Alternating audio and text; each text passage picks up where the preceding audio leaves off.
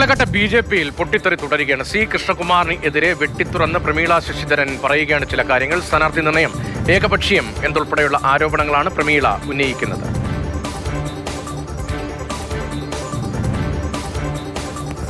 ഒരു വിഭാഗം ആൾക്കാർക്കാണ് ഇവിടെ പ്രാധാന്യത കൂടുതലെന്നുള്ളത് ഇവിടെയുള്ള പാർട്ടിക്കാർക്ക് ഇവിടെയുള്ള ജനങ്ങൾക്ക് വളരെ വ്യക്തമായിട്ട് അറിയുന്ന ഒരു കാര്യം. 13-ലും 14-ലും അതായത് ഞാൻ നിന്ന് ജയിച്ച താമര ചിഹ്നത്തിൽ ജയിച്ച 2 വാർഡുകളിലും സ്ഥാനാർത്ഥി ആരാണെന്ന് ഇന്നലെ 3 മണിവരെ എന്നെ അറിയിക്കാത്തതിന്റെ മാനസിക വിഷമം എനിക്കുണ്ടായിരുന്നു. ആ വിഷമാണ് ഇന്നലെ ഞാൻ ആ പരിപാടിയിൽ പങ്കെടുക്കാതിരുന്നത്. പാലക്കാട് ബി.ജെ.പിയിൽ നേരത്തെ തന്നെ രൂപപ്പെട്ട അസ്വാരസ്യങ്ങൾ അത് പരസ്യമായി പുറത്തേക്ക് വരുന്നു. സി കൃഷ്ണകുമാറിനെതിരെ പ്രമീള ശശിധരൻ ഉൾപ്പെടെയുള്ളവർ രംഗത്ത് വരികയാണ്.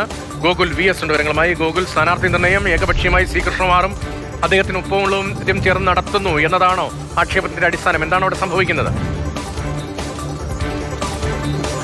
തീർച്ചയായും കടുത്ത ഭാഷയിലാണ് പ്രമീള ശശിധരൻ കൃഷ്ണകുമാർ പക്ഷത്തെ വിമർശിക്കുന്നത്. കൃഷ്ണകുമാറിനെ മാത്രമല്ല, കൃഷ്ണകുമാർ പക്ഷത്തുള്ളവരെ കൂടിയാണ് വിമർശിക്കുന്നത്. ഏകപക്ഷീയമായാണ് ഈ പട്ടിക തയ്യാറാക്കുന്നത്, അതിൽ കൂടിയാലോചനകളില്ല, അത്തരത്തിലുള്ള ആരോപണമാണ് പ്രമീള ശശിധരൻ്റെ ഭാഗത്തുനിന്ന് വരുന്നത്. അവർ നേരത്തെ തന്നെ മത്സരിക്കാനില്ലെന്ന് സംസ്ഥാന നേതൃത്വത്തെ അറിയിച്ചിരുന്നു. അതിനുശേഷം അവർ മാറി നിൽക്കുകയായിരുന്നു. ഇതിനിടയിൽ അവർ പറയുന്നത് താൻ മത്സരിച്ച വാർഡുകളിൽ ആരാണ് സ്ഥാനാർത്ഥി എന്ന് പോലും അറിഞ്ഞില്ല, തെരഞ്ഞെടുപ്പ് സ്ഥാനാർത്ഥിയെ പ്രഖ്യാപിക്കുന്ന കൺവെൻഷൻ അറിയിച്ചില്ല തുടങ്ങിയ കാര്യങ്ങളാണ് അവരുടെ ഭാഗത്തു നിന്നും വരുന്നത്. ഇത്തരത്തിൽ ഏകപക്ഷീയമായാണ് സ്ഥാനാർത്ഥി പട്ടിക പ്രഖ്യാപിച്ചത്, അല്ലെങ്കിൽ സ്ഥാനാർത്ഥികളെ തീരുമാനിച്ചത്.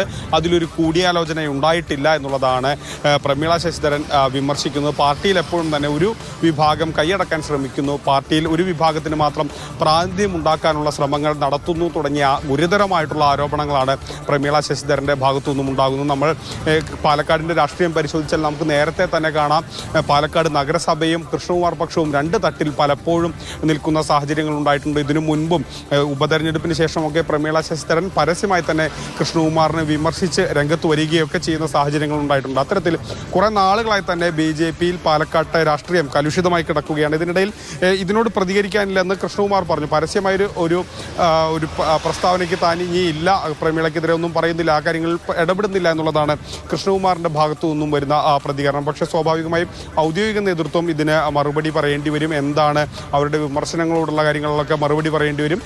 അത്തരത്തിലുള്ള വിഷയങ്ങൾ കുറെ നാളുകളായി പാലക്കാട് ബി.ജെ.പിയിൽ പുകയുന്ന കുറെ പ്രശ്നമാണ് ഇപ്പോൾ സ്ഥാനാർത്ഥി നിർണയത്തിന് ശേഷം പൊട്ടി പുറത്തേക്ക് വരുന്നത്. ശരി, ബി.ജെ.പിക്ക് ഭരണമുള്ള നഗരസഭയാണ്, അവിടെയാണ് വലിയ പ്രതിസന്ധി ബി.ജെ.പിക്കുള്ളിൽ രൂപപ്പെടുന്നത്. പരസ്യമായി തന്നെ നേതാക്കൾ പ്രതികരണവുമായി രംഗത്ത് വരുന്നതും ഗോകുൽ VS ആണ് ആ വിവരങ്ങൾ നൽകിയത്.